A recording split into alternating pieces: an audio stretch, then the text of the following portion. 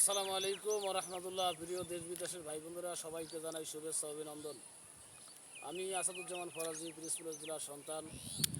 আপনাদের সামনে এসেছি কয়েকটা কথা বলার জন্য। দেখুন যে পরিবেশ দূষণ কারা করে, পরিবেশ দূষণ কারা করে দেখেন অবস্থা, যে পরিস্থিতি, যে ময়লা, যে আবর্জনা এই জায়গাটার মধ্যে রাখা হয়েছে।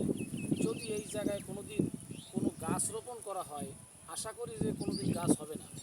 যেহেতু এই যে পলিথিন, এই যে পলিথিন দেখছেন, এই সমস্ত পলিথিন যদি যেখানে যেই জায়গাটা থাকে, এই পলিথিন এবং এইরকম ময়লা যদি থাকে, তাহলে সেই জায়গাটা কোনো দিন কোনো গাছ হতে পারে না।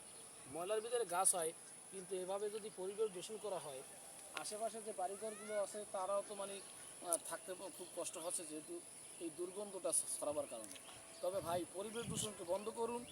আপনারা সবাই এই পরিবেশ দূষণ না হয় সেই পরিস্থিতি করুন। ময়লা লাগাতে দিন এবং নিকটস্থ যে ডাস্টবিন আছে সেখানে ফেলান এবং পরিবেশ দূষণকে বন্ধ করুন। ভিডিওটা সর্বোচ্চ শেয়ার করুন। সবাই ভালো থাকবেন, সুস্থ থাকবেন। আল্লাহ হাফেজ। আসসালামু আলাইকুম রহমতুল্লাহ।